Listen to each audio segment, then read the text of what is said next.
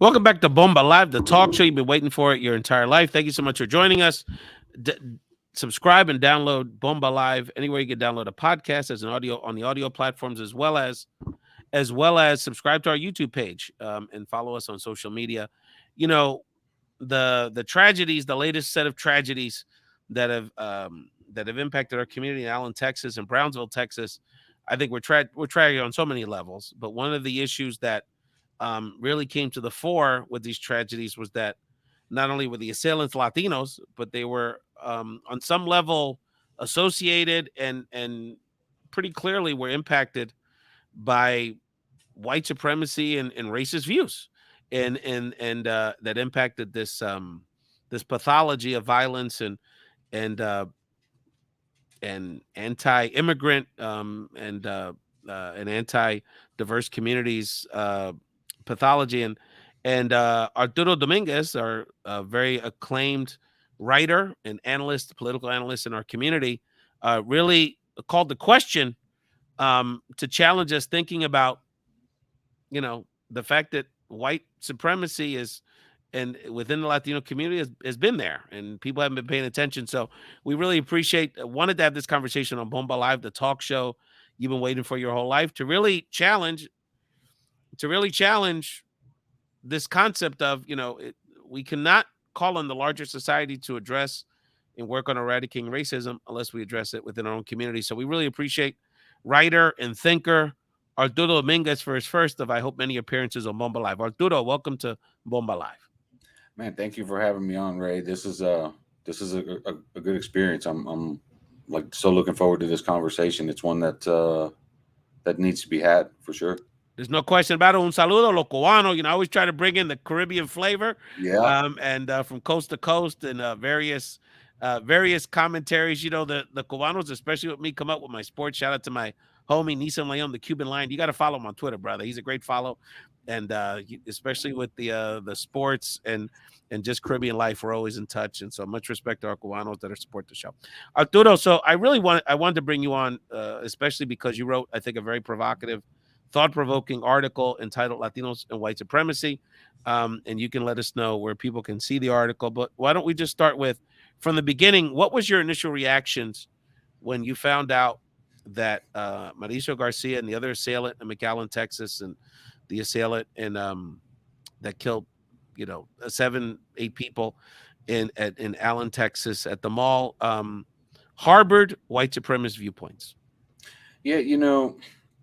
The in Allen, Texas, and I'll try to not use their names as much as possible, but in Allen, Texas, the guy there had neo-Nazi tattoos. He had spent a lot of time on the Daily Stormer, which is one of the oldest neo-Nazi websites on the internet. Um, you know, and then the guy in Brownsville, they're both a little different, right? So you have the neo-Nazi guy, and it's easy for extremist groups to access our community because of they use different outlets. Misogyny is one of the most or easiest ways to get into the Latino community. You also have homophobia, transphobia, a lot of like Christofascism type stuff that translates to the Christian nationalism we see here in the U.S. So there's for to see a Latino neo-Nazi is not that far out there. They're relatively common. We have race issues in our own home countries, right? We have them in Cuba. You see them in Mexico, Colombia. A lot of it is colorism, things like that. But a lot of that when you come here to the U.S., especially for kids that are like children of immigrants or grandchildren of immigrants or something like that who've been here a while and have been what a lot of people refer to as Americanized, they start falling into that. When you talk about the Brownsville guy who, according to some of the victims, was shouting xenophobic slurs at them because they were Venezuelan, and things like that.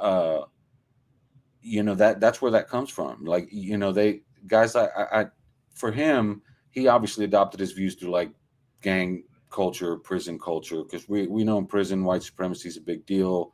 We've heard of incidences of some Mexican like gangbangers and stuff taking sides with white supremacists and like county jails in LA and things like that. So, there's those issues are there, and some in some instances they run deeper than others. For the guy in Brownsville, obviously just had xenophobic views.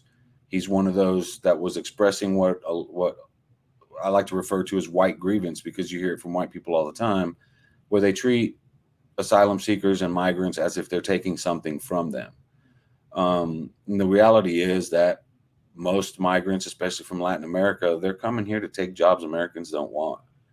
Um, so they're not taking anything from anybody. They pay taxes, they do all that thing, but it's the misinformation and that's out there that gets passed through our communities, and it always starts somewhere like misogyny, homophobia, and transphobia and things like that. And that's how like a neo-Nazi group, or say the racist white kid down the block, can try to appeal to our community and find some commonality. And that's where it starts. The minute they find some bit of commonality, they can start expressing a little bit more extremist views and more. It's similar to how young white men are being recruited by neo-Nazis. It starts out with memes, misogynistic memes. They get into transphobic memes, and it all starts out as quote unquote jokes, and they get drawn in the exact same way. The strategy works across all spectrums. So, you don't necessarily have to be white to be a white supremacist, and that's essentially what it boils down to. One of the things that's so important that I know that in your writing you try to elevate, and I think about some of the leadership that some of our friends in Texas and throughout the Southwest have taken around elevating the fact that we're not taught our children in our country is not taught the history of the Latino community, and oftentimes in our country, and it's hard to undersell the how racism in Texas specifically has impacted Latinos. I mean, from the obvious, this is essentially, conquered land, and that was, colonized and then eventually absorbed into the United States, and how racist Texas has been to Latinos, over many generations in the history of the Texas Rangers lynching Mexican Americans.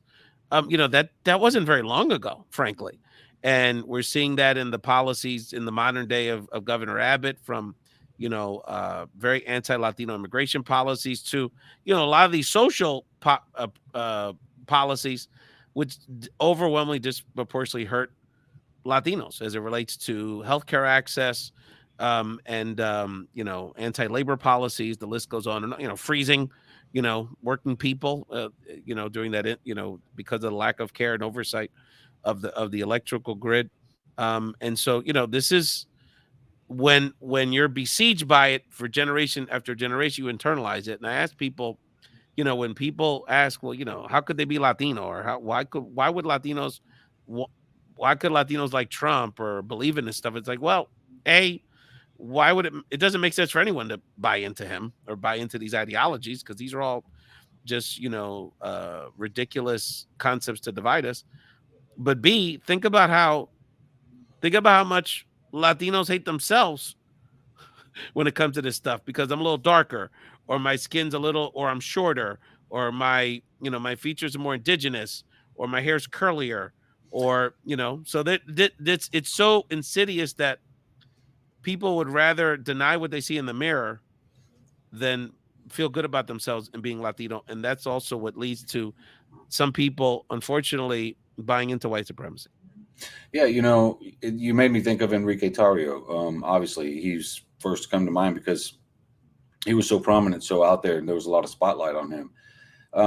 Enrique Tarrio, like, I'm on the Telegram and all the stuff. Like, I'm like a fly on the wall in a lot of these extremist group chats and things. And I used to see things like, there'd be white guys in his Telegram channel saying, oh, they're trying to destroy the white race, and Enrique Tarrio would respond with, yeah, they hate us. So in some way, shape, or form, he was aligning himself with that level of whiteness, with that, he in the media, he portrayed himself, how can we be racist? I'm an Afro-Cuban, right? But that was all part of that's all part of how the Proud Boys operate. They try to sow confusion in the media, and they're very successful at it because the media buys into a lot of things they say and do, and Enrique Tarrio was one of them.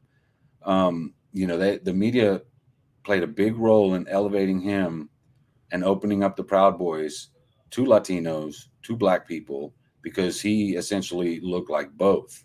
And him saying, "How can we be racist? We're just Western chauvinists. We're here to protect Western society," and all that stuff. I mean, that's all dog whistle. That's all Klan dog whistles from 60, 70, and 80 years ago.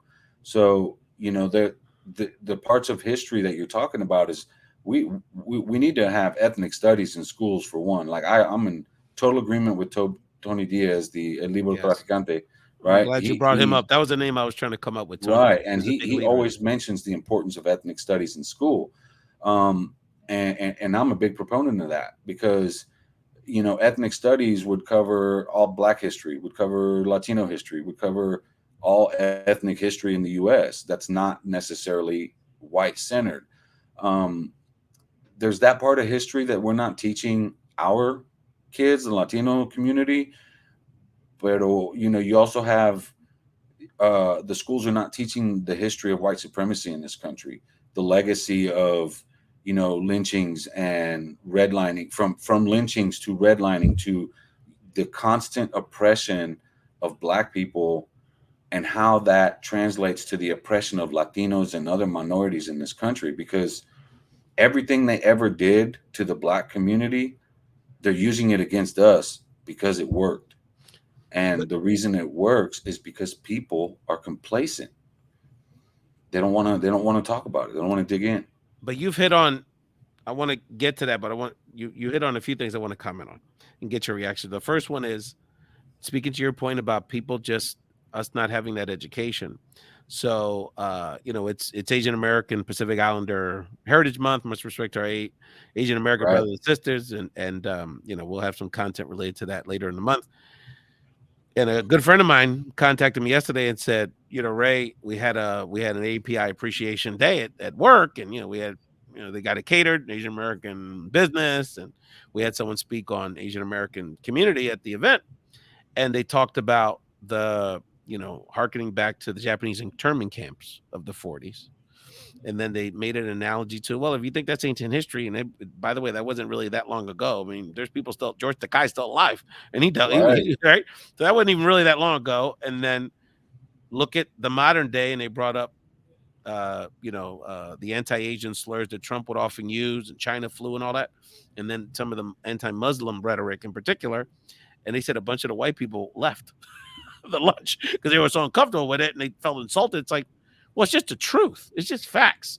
And Right. so jokes and dog whistles and people just think, well, they're just being funny or don't take this seriously. Look what it leads to the point where Latinos are killing other Latinos and killing other people because of this hatred. And the other piece I wanted to highlight in your comments was that, you know, all of this at its basis is anti-blackness Yeah. because if you know the history of Texas and so much of this is we've woven into the history of racism within the Latino community in this country, whether it's Puerto Ricans in New York, Cubans in Florida, Mexican American Southwest, is that from the racial hierarchy perspective, so much of the little self-worth that oftentimes Latinos, and I think specifically some of the dynamics with Mexican Americans in places like Texas, was that, well, we're shit, but at least we're not black people.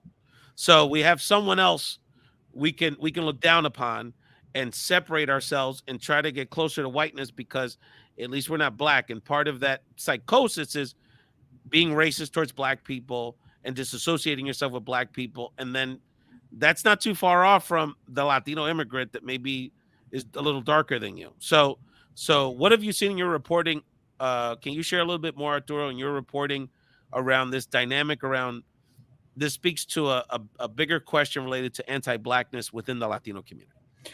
Yeah. So I'm what some of my colleagues refer to me as pro-black or black liberationist writer, because I do focus on a lot of those issues, and that's because in my view, the liberation of black people equals the liberation of all of us. Thank you. If we don't continue the push for civil rights from the 60s, if that just dies and ends and we're not pushing, we all lose. We all lose. So in order for us to have the true freedom, the true libertad that you hear from Cubans all the time, we have to address the anti-blackness in society because it's so pervasive, top to bottom. From the White House to Congress to your local news, the language they use and it always demonizes black people, and they always use softer language when it's white people, like criminal wise, right? So if you have a perpetrator who's black, they're going to automatically, they're going to throw their mugshot up there. They're going to say their name. They're going to do all these things. But when it's a mass shooter, they treat black victims oftentimes worse right, and more right, critical right. of their resumes and their backgrounds than white assailants. Right, and that, now that you mentioned that this is how that translates. We demonize black victims of murder, gang violence, things like that, or somebody who was killed by a cop or whatever. Oh, he had this extensive criminal record. We demonize the dead, right? Black dead people. What did Greg Abbott do after the massacre in Cleveland, Texas? He demonized the dead. Why? Because it works. Because it's worked for so long and it continues to work. You cannot, what happened to the Republican Party is you have Tea Party candidates like Ted Cruz, like Greg Abbott, like Dan Crenshaw, like so many who are explicitly racist. They may not jump out and say the N-word, but it's like Lee Atwater, the Republican strategist in the 80s. It's like he said in the 80s that you don't have to use the N-word anymore. It's we're going to cut this policy, we're going to cut this program, and we're going to do this because they know it impacts black people and non-white people more than it's going to impact white people. Right. And to the Lee Atwaters and the Greg Abbotts, the few white people that they do hurt, that's just the cost of doing business. And you know what I mean? A lot of those white people that they hurt are their supporters because they're feeding them this nonsense. They're distracting them from how they hurt them as it relates to social programs and all these other issues we can talk about all day by saying, well, that's the policies that are making your economic livelihood harder are not your problem. Your problem is that Mexican immigrant and that black person, that scary black person. Right. And I'm here to protect you from them. Forget about the fact that I'm denying you health care. I'm denying you quality education. I'm denying you all these other things. So we're talking and here, having a great conversation with Arturo Dominguez. Arturo is for my money one of the most important thinkers and writers that we have in the space, kind of at this intersection of Latino issues and civil rights and really pushing us to really think about let's really go there. An anti-blackness against the African American community. Then when you go internally, Arturo, and this is something that Caribbean Latinos are acutely deal with, is anti-blackness within the Latino community, and especially los caribeños, y los cubanos, los boricuas, dominicanos.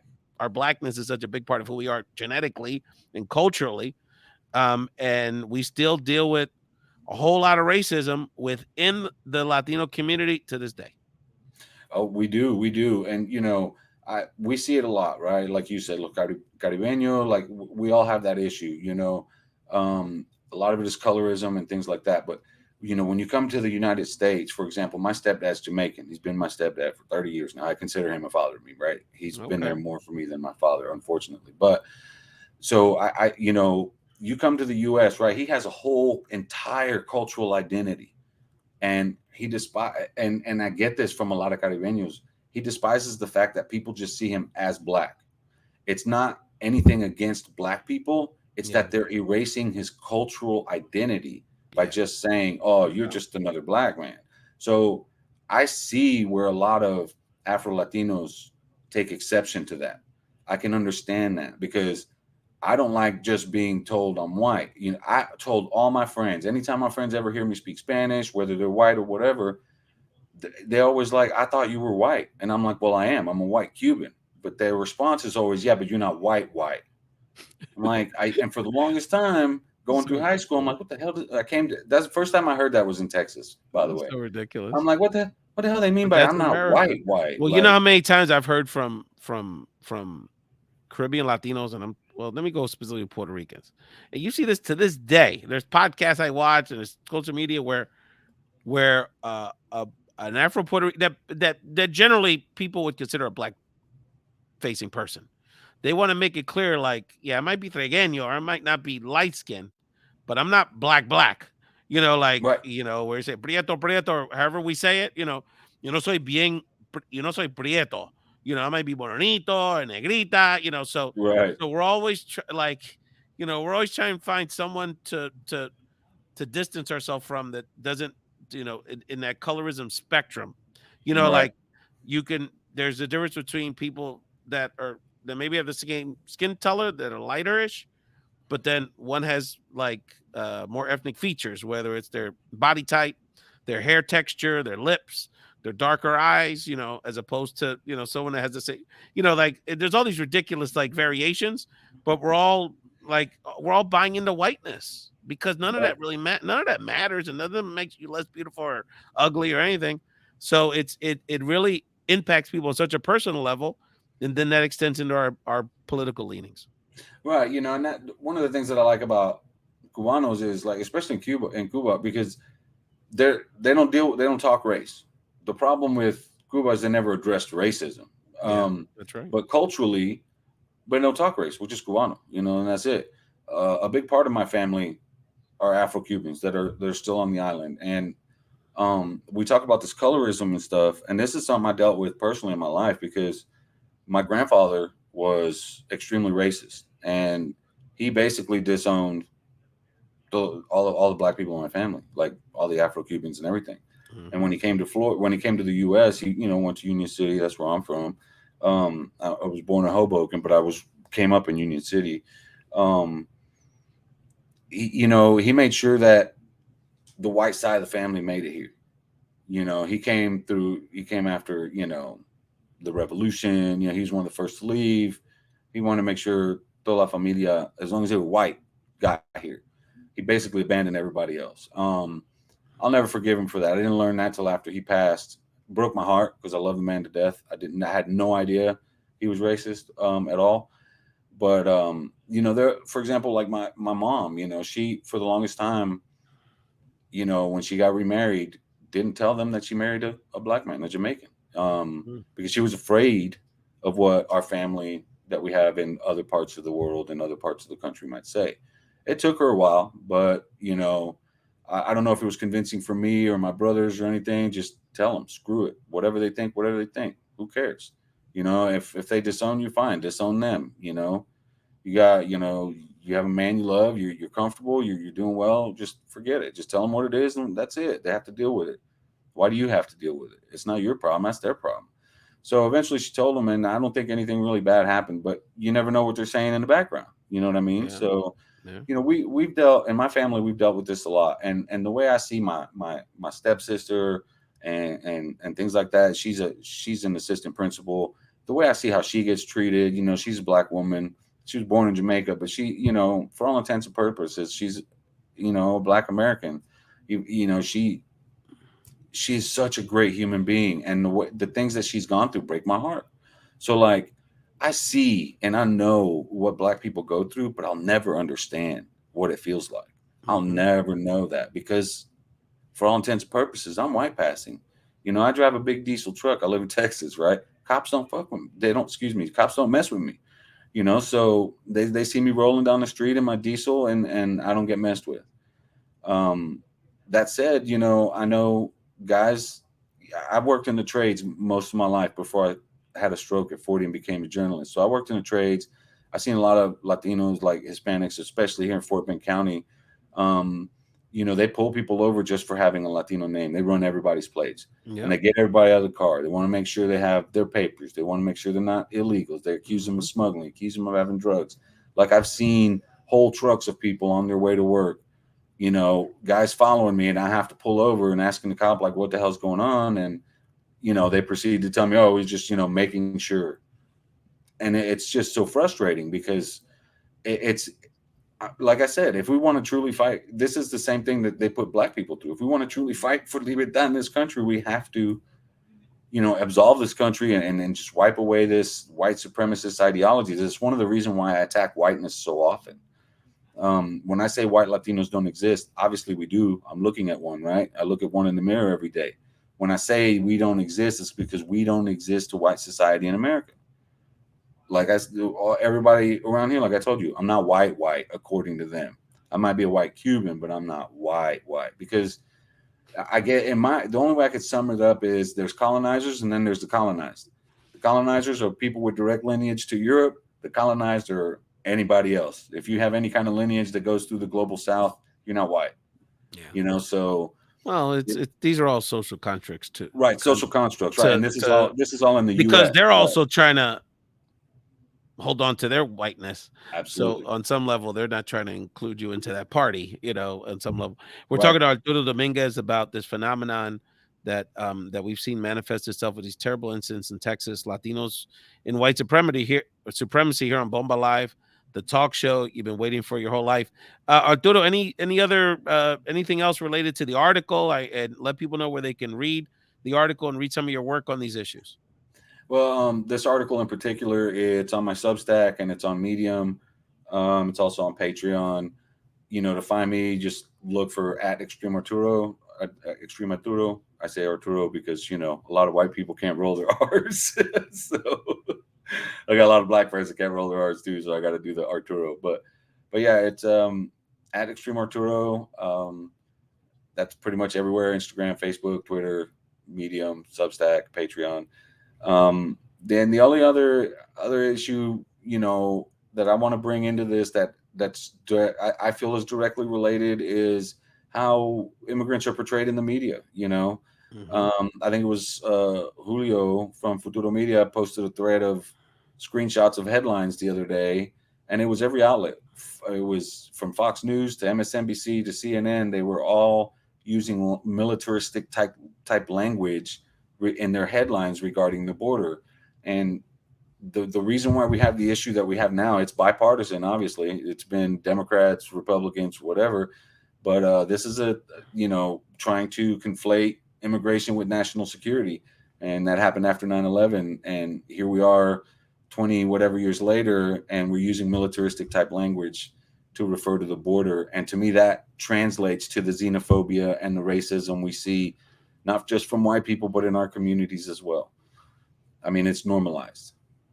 And that foments that anti-Latino immigrant, anti-ethnic Latino sentiment in our community. As a Puerto Rican, as Caribbeans, how many Mexican jokes have you heard in our families? Man. You know what I mean? Or the, lo parece más indio, from Central America or Mexico or other parts of Latin America.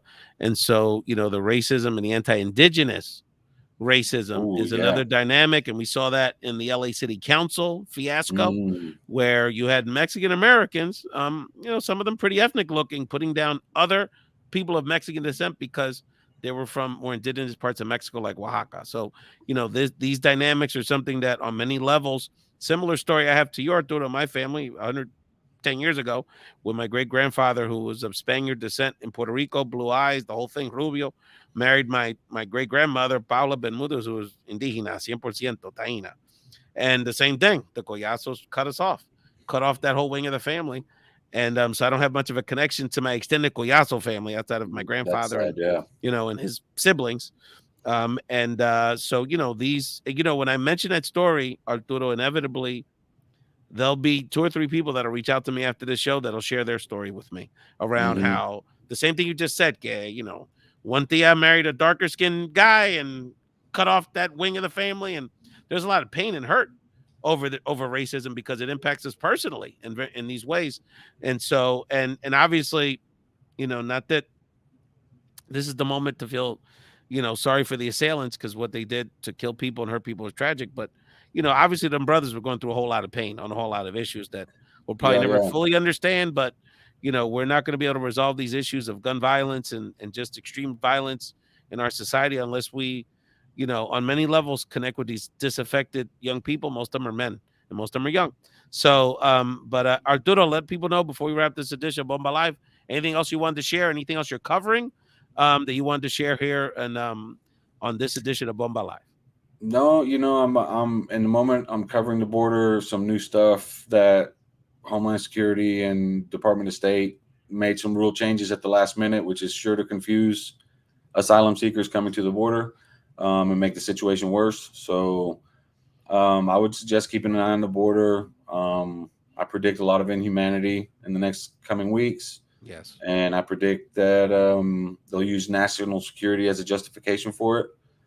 Um, and I'm actually pretty horrified of what's to come based on all this hysteria we're seeing in the media right now. It's being over sensationalized, and yeah, it's becoming a threat to just all of us in general. I'm gonna And leave you. and Mhm. I No, would go ahead, like for sir. people to, if you find anybody, if you know anybody in your family or friends or anything like that, that is expressing any kind of views that may eventually lead them down an extremist way, talk to them. Like, please talk to them. Yeah. The mass shooter in Allen, Texas, I read his manifesto and he closed it out by saying his biggest fear was his family confronting him, his family asking him questions like, what happened? Why did you do this? Why do you think like this? That was how he closed out his manifesto. And to me, that closing was a cry for help. And Yep. whether his family knew or not Yep. that he went down that extremist rabbit hole, I don't know. But if they did and they confronted him, they may have stopped a mass shooting Look at that. had they could, because that was it. He said it was his biggest fear, but to me it looked like he was asking for intervention. Wow. And I'm not trying to put any sympathy on the guy because I do not sympathize with him whatsoever. I hear you, brother. But um it's real. Obviously, he was. He was troubled, and I Very. think you just spoke to a good point. And I just taped another episode that just got uploaded where I talked about how on some level, yeah, we can call them politicians and we can organize and we'll do all those things, but we all have to take responsibility to address these issues. And and even if we all just say, I'm going to make sure the most isolated young man in my life has support, that would be very helpful to our society if we all just committed to that. Say Absolutely. whatever young man didn't grow up with a dad, or has been going through it, or went through tragedies, or just needs a little support. Yeah, That would be big. Arturo we need a Dominguez, brother, thank you so much for your leadership. I look forward to continue having you on Bomba Live. So much more to discuss. Please follow Arturo Dominguez's news coverage of these issues related on the intersections of Latinos and race and society and media, colorism and media coverage of our community. Appreciate you, brother. You're going to be back here early and often. And thank you all so much for watching Bomba Live, the talk show. You've been waiting for your whole life.